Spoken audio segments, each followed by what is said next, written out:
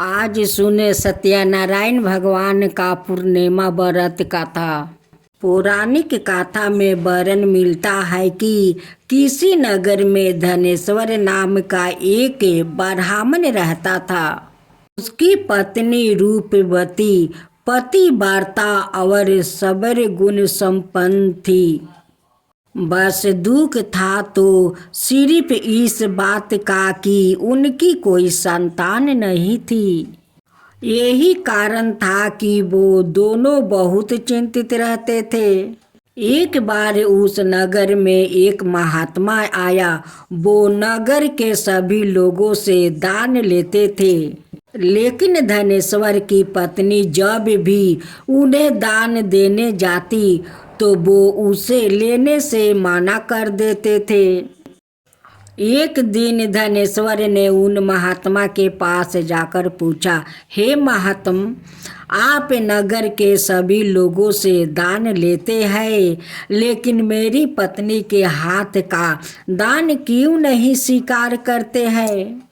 हमसे अगर कोई भूल हुई हो तो हम ब्राह्मण चंपति आपसे क्षमा याचना करते हैं। महात्मा बोले, नहीं वीरपा, तुम तो बहुत ही विनम्र और हमेशा आदर संस्कार करने वाले ब्राह्मण हो। तुमसे भूल तो कदापि नहीं हो सकती। महात्मा की बात सुनकर धनेश्वर हाथ जोड़कर बोले, हे मुनिवर, फिर आखिर क्या कारण है? कृपया हमें उससे अवगत कराए। इस पर महात्मा बोले, हे बीरबा, तुम्हारे कोई संतान नहीं है और जो दंपति निस्तान हो उसके हाथ से भिक्षा लेना अधाय में या पापी के हाथ से भिक्षा ग्रहण करने के समान है। तुम्हारे द्वारा दिया गया दान लेने के कारण मेरा पतन हो जाएगा।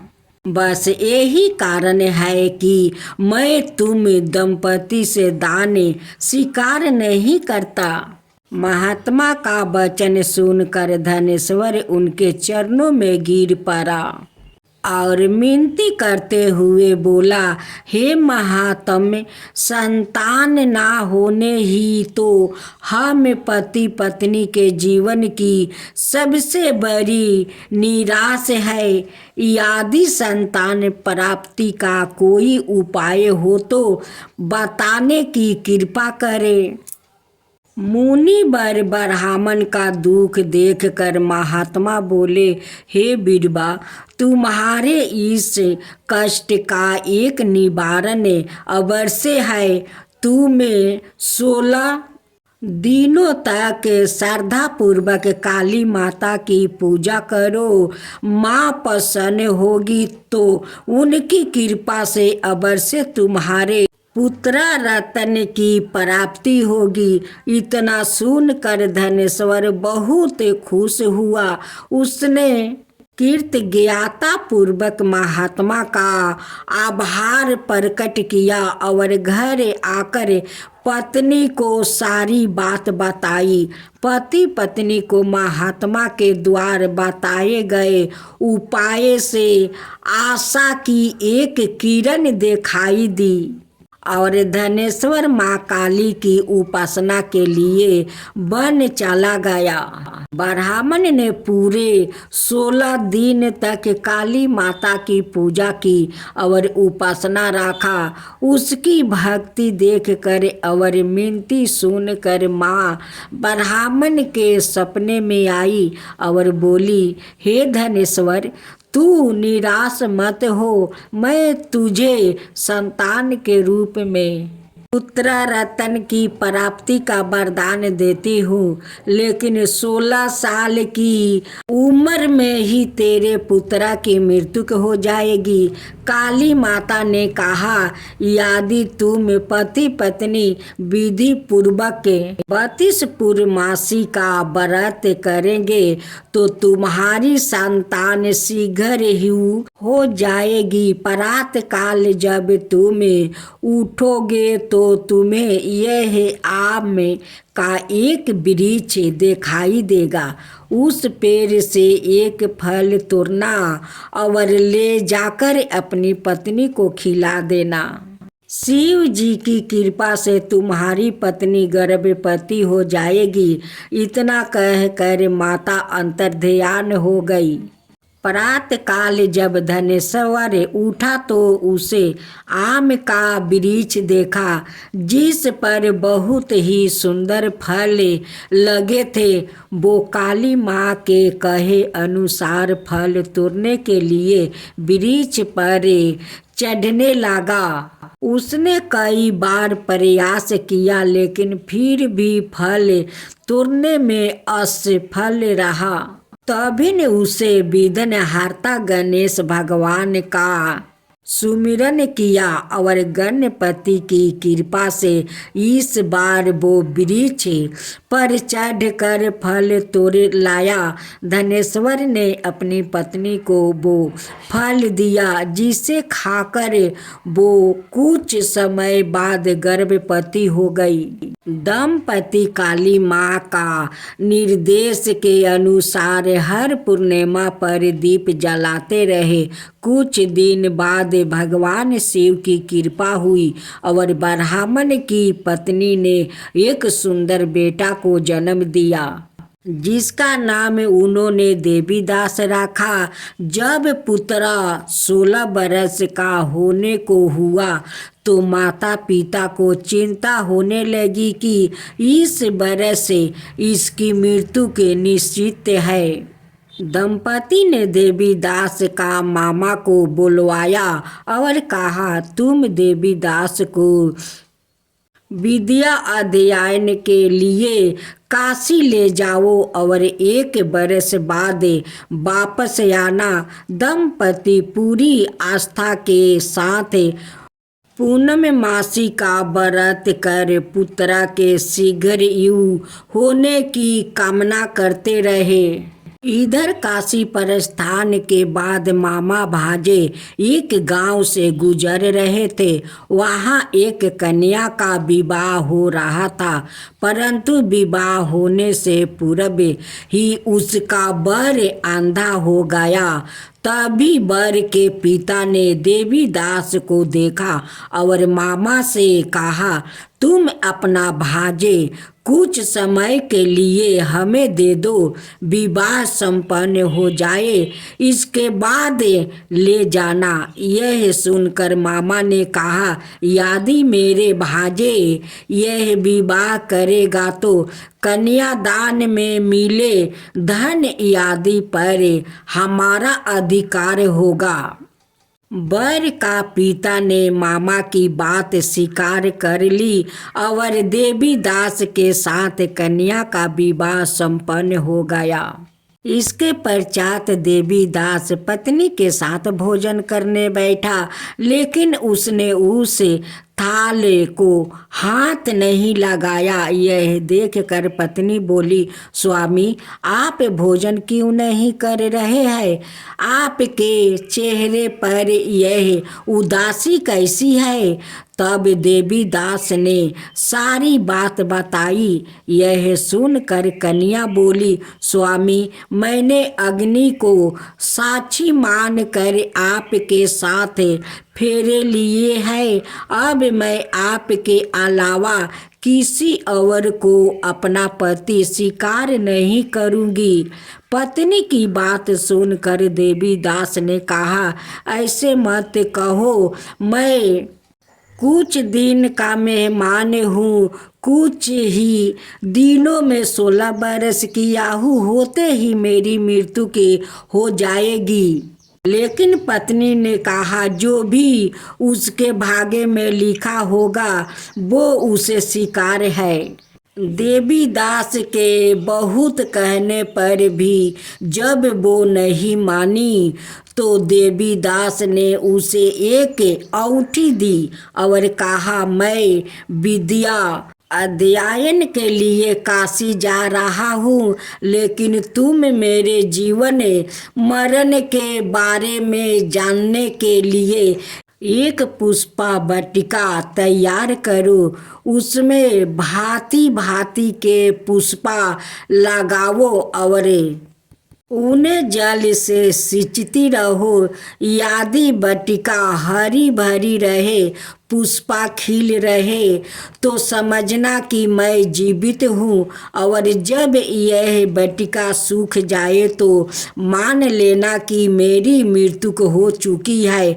इतना कहकर देवीदास काशी चला गया।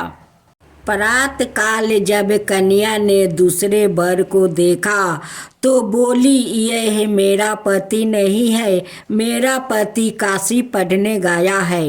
यदि इसके साथ मेरा विवाह हुआ है तो बताइए कि रात्रि में मेरे और इसके बीच क्या बातें हुई थी और इसने मुझे क्या दिया था। यह सुनकर वर बोला, मुझे कुछ नहीं पता, और पिता पुत्र लज्जित होकर चले गए। उधर एक दिन प्रात काल एक सर्प देवीदास को डसने के लिए आया, लेकिन उसके माता पिता द्वार किए जाने वाले पूर्णिमा व्रत के प्रभाव के कारण वो उसे डांस नहीं पाया। तत्पश्चात काल सवाए वहाँ आए और उसके शरीर से प्राण निकालने लगे। देवीदास मूर्छित होकर गिर पड़ा। तभी वहाँ माता पार्वती और शिव जी आए। देवीदास को मूर्छित देखकर देवी पार्वती बोली, हे स्वामी।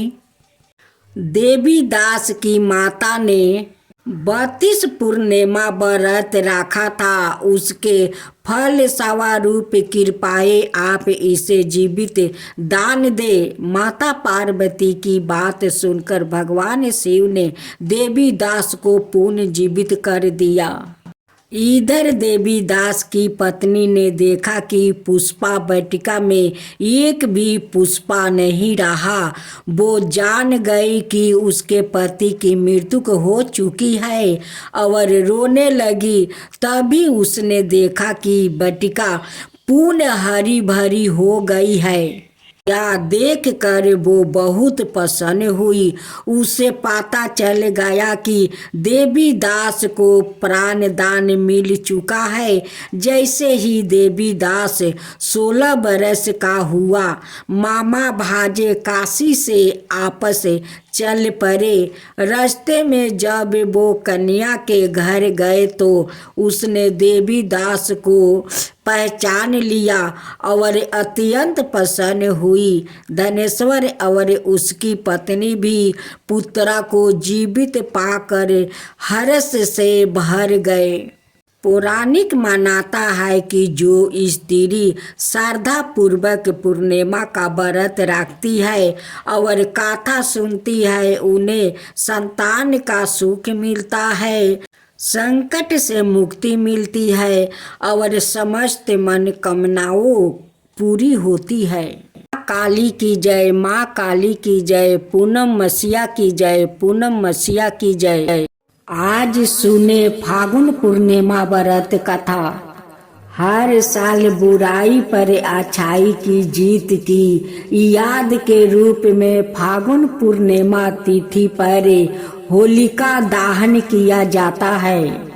होली का यह पावन पर्व मनाया जाता है। फागुन पूर्णिमा पर विष्णु और लक्ष्मी जी की पूजा व्रत आदि करने का जितना महत्व है, उतना ही महत्व इस दिन फागुन पूर्णिमा की पौराणिक कथा का पाठ करने का है। मानता है कि यह कथा सुनने से यश कीर्ति धन धनाए और संतान सुख प्राप्त होता है और प्राणों प्रात वैकुंठ धाम की प्राप्ति होती है। अब सुने व्रत कथा।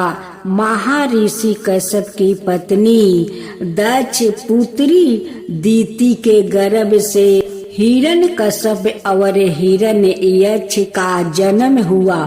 दोनों ही महाबलीशाली थे। फल स्वरूप देवताओं को पराजित करके दोनों भाइयों ने स्वर्ग पर अपना अधिकार कर लिया। उनके अत्याचार से देवलोक में हाहाकार मच गया। अंत भगवान विष्णु ने 12 अवतार लेकर हिरण्यक्ष का वध कर दिया। अपने भाई की मृत्यु से क्रोध हिरण्यकश्यप भगवान विष्णु को अपना शत्रु मान बैठा और उसने प्रतिशोध लेने के लिए भगवान ब्रह्मा की तपस्या करने लगा। उधर हिरण्यकश्यप की अनुपस्थित में देवताओं ने दैत्यों पर आक्रमण कर दिया और स्वर्ग पर पुनः अपना अधिकार प्राप्त किया। हिरण्यकश्यप की पत्नी कयाधु उस समय गर्भवती थी, जिसे देवराज इंद्र ने बंदी बना लिया। वो कयाधु को लेकर अमरावती जा रहे थे। तभी मार्ग में उन्हें देव ऋषि नारद मिल गया। नारद जी इंद्र के साथ कयाधु को देखकर बोले, देवराज आप इसे लेकर कहाँ जा रहे हैं?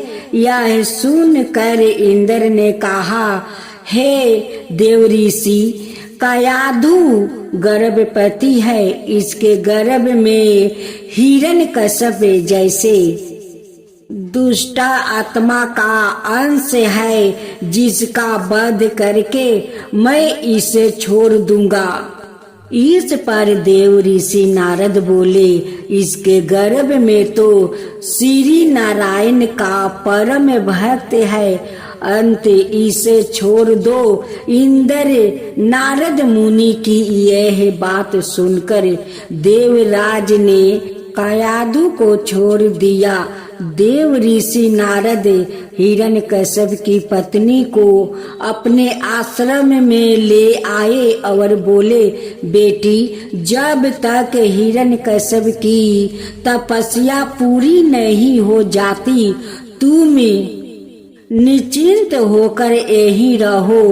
तब से कयाधु देव ऋषि नारद के आश्रम में रहने लगी और उनके दिव्य प्रवचनों का रस पान भी करती रही, जिसका गर्भ में पल रहे शिशु पर भी बहुत गहरा प्रभाव हुआ। जब समय आया तो कयाधु ने एक पुत्र को जन्म दिया, जिसका नाम रखा गया प्रहलाद।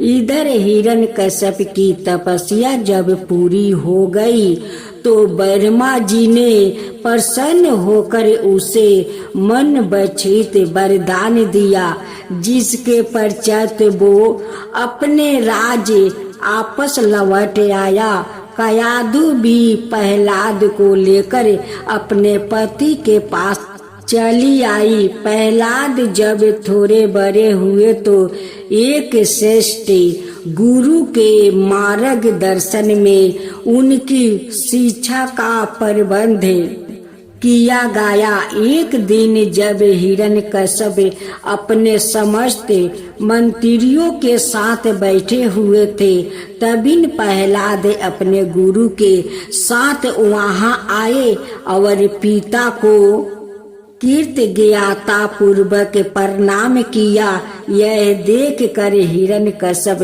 अति प्रसन्न हुआ और बोला, वस्त प्रहलाद, तुमने अब तक की शिक्षा के दौरान कौन सी सबसे अच्छी बात सीखी है, मुझे बताओ।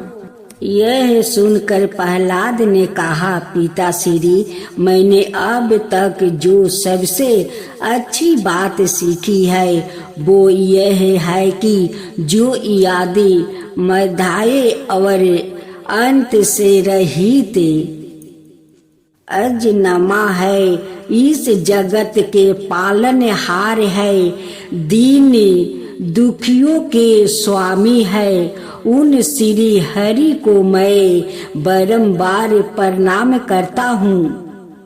ये बात सुनकर हिरण्यकश्यप क्रोध से लाल हो उठा।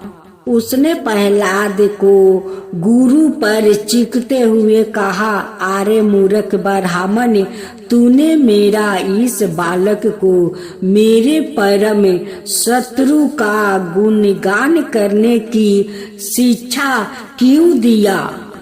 प्रहलाद के गुरु ने कहा, दैत्यराज, आप क्रोध त्याग दो, या बातें मैंने आपके पुत्र को नहीं सिखाई है। सुनकर हिरण्यकश्यप आश्चर्यचकित हो गया और बोला, पुत्रा, बताओ तुम्हें यह उपदेश, यह शिक्षा किसने दिया है? प्रहलाद बोले, हृदय में स्थित भगवान विष्णु ही तो संपूर्ण संसार के उपदेशक है, उनके अतिरिक्त कोई किसी को कुछ नहीं सिखा सकता है। यह सुनकर हिरण्यकश्यप क्रोध से पागल हो उठा और बोला, अरे मूर्ख, मेरे सामने या विष्णु कौन है? तू क्यों बार बार उस दुष्ट का नाम ले रहा है? क्या तू इसका परिणाम जानता है?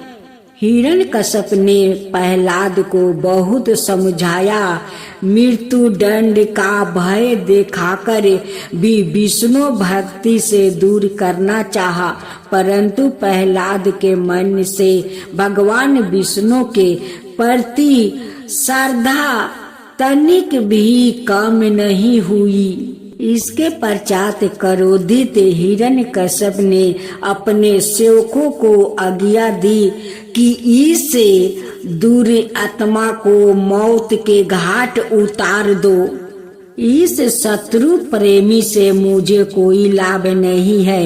यह कपूत तो अपने ही कुल का नाश कर देगा।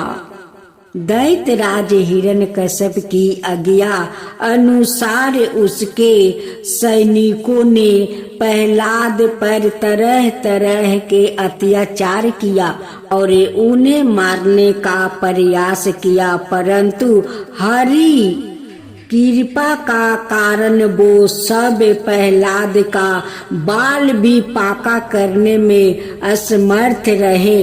हिरण्यकश्यप यह सब देखकर बहुत क्रोधित हुआ। अंत उसने अपनी बहन होलिका को आदेश दिया कि वो प्रहलाद को गोद में लेकर अग्नि में बैठ जाए, क्योंकि होलिका को यह वरदान प्राप्त था कि अग्नि से उसे कोई हानि नहीं होगी। अपने भ्राता का आदेश मानकर होलिका भक्त प्रहलाद को अपनी गोद में लेकर अग्नि में बैठ गई। उस समय प्रहलाद हाथ जोड़कर आंखों बंद करे निरंतर प्रभु ध्यान में मगन रहे और नारायण नारायण का जप करते रहे। हरि कृपा के फल स्वरूप प्रहलाद अग्नि में बैठकर भी सकुशल बाच गया, किंतु होलिका उसी आग में जलकर भस्म हो गई। विष्णु भगवान की जय हो, विष्णु भगवान की जय हो।